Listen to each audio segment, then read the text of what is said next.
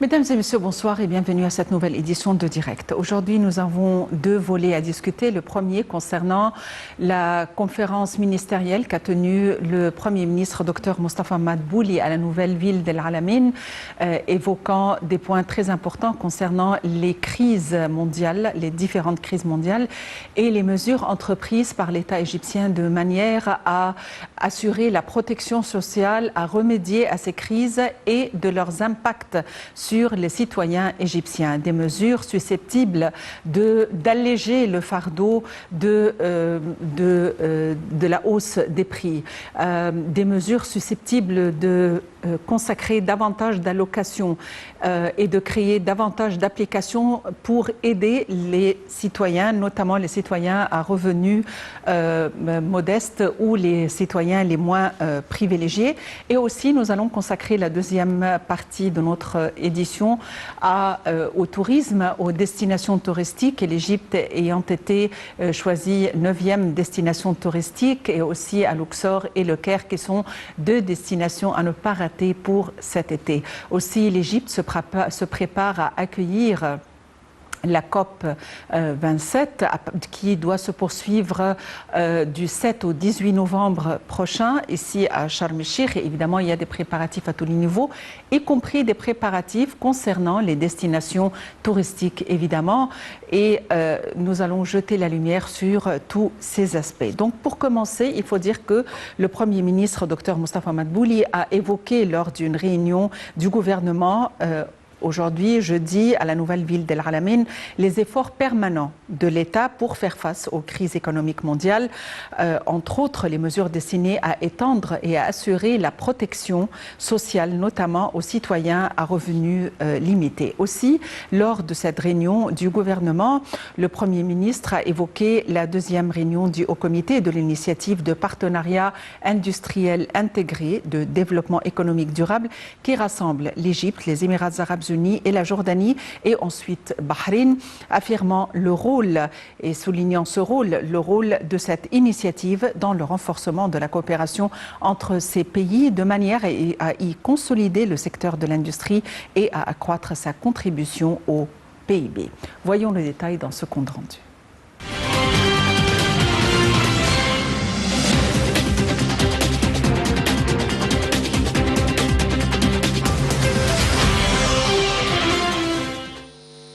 Lors d'une réunion du gouvernement jeudi dans la nouvelle ville d'El Alamein, le Premier ministre Mostafa Madbouli a parlé de la deuxième réunion du Haut Comité de l'initiative de partenariat industriel intégré de développement économique durable qui rassemble l'Égypte, les Émirats arabes unis et la Jordanie et ensuite Bahreïn, affirmant le rôle de cette initiative dans le renforcement de la coopération entre ces pays de sorte à y consolider le secteur de l'industrie et à accroître sa contribution au PIB.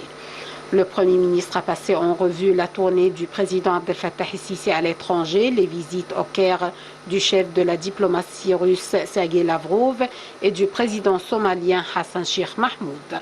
Le Premier ministre a affirmé qu'il tenait à suivre les préparatifs d'accueil par l'Égypte de la COP 27, laquelle couronne les efforts de l'État durant les dernières années pour enraciner les principes de l'action climatique et renforcer son rôle pionnier dans ce dossier axial.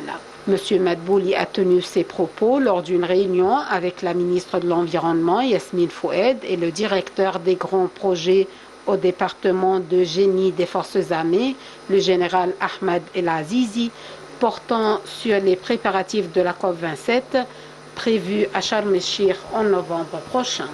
Une coordination était en cours avec le ministère de l'Environnement pour mettre en place une zone verte en marge de la conférence pour que les sociétés et les organisations non gouvernementales étalent leurs projets, a noté le général El Azizi.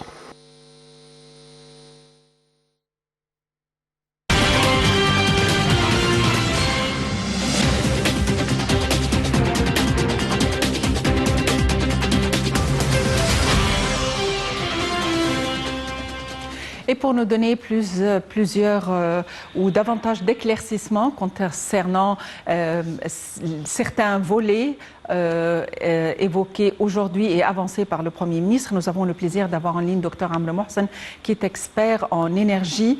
Dr Amr Mohsen, bonsoir et bienvenue avec nous. Bonsoir et merci. Docteur Amr Mohsen, avant tout, une coordination était en cours avec le ministère de l'Environnement pour mettre en place une zone verte en marge de la conférence de manière à ce que les sociétés et les ONG étalent leurs projets. Comment peut-on imaginer cette zone verte qui doit être mise en place en marge de la COP27? Eh bien, il y a plusieurs aspects qui ont été choisis par le gouvernement et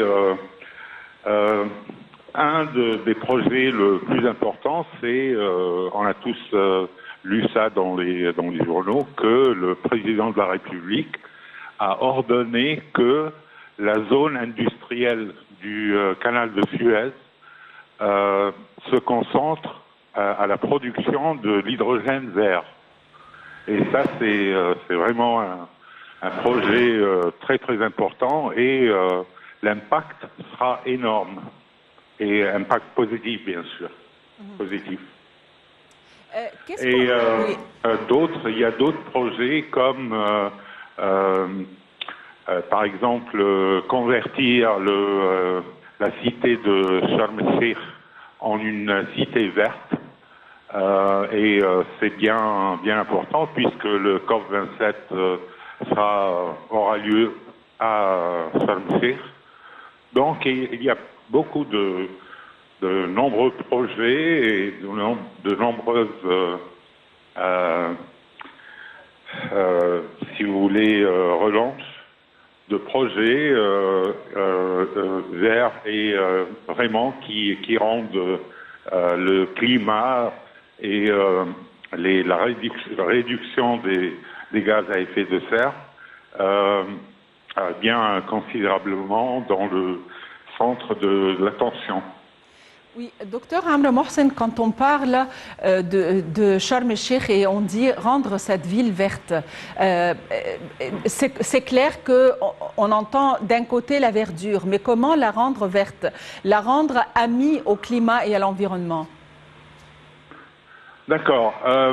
La cité de Sharm el-Sheikh est vraiment une cité un peu spéciale. C'est pas une cité ordinaire comme par exemple le Caire ou Alexandrie. Et ça, c'est pour ses activités de l'hôtellerie, en principe. Il y a beaucoup de touristes, il y a beaucoup d'hôtels et tout ça.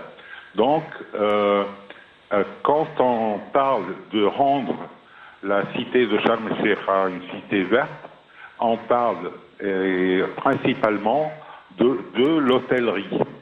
Alors, si vous considérez un hôtel, les usages de l'énergie dans un hôtel, les climatiseurs, l'eau pour les piscines, l'eau pour les douches, pour la cuisine, pour nettoyer et tout ça, etc. Donc, si on commence par vraiment guider l'hôtellerie à commencer à économiser et à utiliser toutes les ressources énergétiques d'une manière beaucoup plus efficace et beaucoup plus propre, installer des panneaux photovoltaïques installer des chauffe-eau solaires et des trucs comme ça, donc on arrive à vraiment réduire l'impact de l'hôtellerie et ça posera des très bons points pour la cité de Sharm el-Sheikh. Oui, docteur Amr Mohsen, le Premier ministre a indiqué qu'il suivait de près les préparatifs de la COP27. La COP27 qui couronne les actions entreprises par l'État depuis des années concernant les actions climatiques. Quand on parle d'actions climatiques, que veut dire cela? C'est-à-dire que, vous savez, si jamais on veut, comme je parle de l'humanité, si jamais on veut continuer la vie avec un climat qui va se réchauffer seulement de 1,5 degré centigrade. Donc, si on veut établir ça, il faut que l'on arrête toutes les émissions de carbone et de gaz à effet de serre à l'an 2050. Si jamais on continue à produire des émissions au-delà de l'année 2050, donc il faut tout oublier. Hein, ça sera vraiment un grand problème, une catastrophe. Donc, quand on parle de climat et de projets climatiques, on veut dire qu'il faut absolument réduire tout ce qui est émission de carbone et de gaz de serre. Donc, le charbon, brûler le charbon pour l'électricité ou bien pour la chaleur dans les usines de ciment, par exemple, ça, c'est interdit.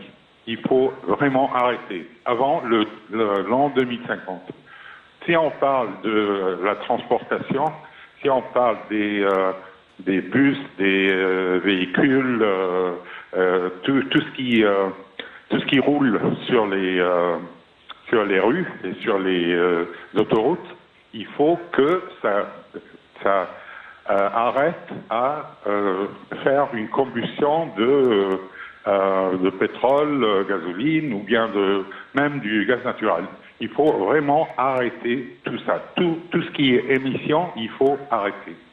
Donc, si on parle d'Égypte, on a vu que l'hydrogène vert et l'importance des projets d'hydrogène sera aussi quelque chose que pourrait aider dans la transportation. On va commencer à utiliser l'électricité verte qui est générée à partir de l'hydrogène vert et cela va aider beaucoup de tous les efforts climatiques.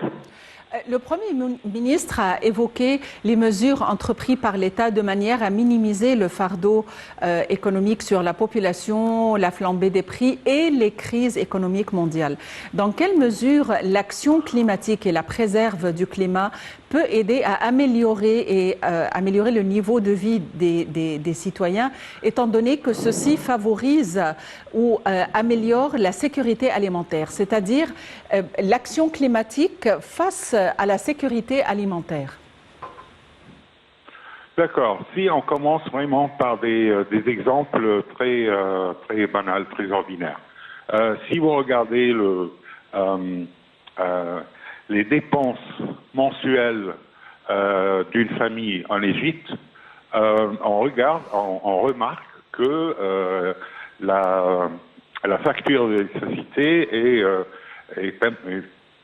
ça constitue une partie importante. Par exemple, alors si jamais on utilise des chauffe-eau solaires au lieu de chauffer l'eau pour la douche et tout ça en utilisant l'électricité, ça va diminuer la facture d'électricité, par exemple. Si on commence à utiliser l'eau d'une manière beaucoup plus efficace, en changeant les robinets et tout ça à des robinets qui économisent l'eau, donc ça va réduire aussi la facture d'eau. Vous parlez de l'alimentation et de l'agriculture. Si on commence à produire à partir des engrais, par exemple, des engrais organiques, ça rendra la facture pour acheter les légumes et l'alimentation et tout ça moins considérable. Donc, il y a une relation très très importante et très solide entre tout ce qui est fait pour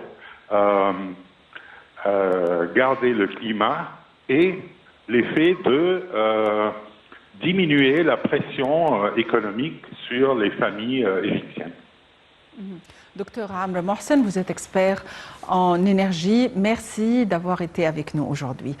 Nous avons des éléments à discuter ensemble dans les quelques minutes qui viennent. À tout de suite.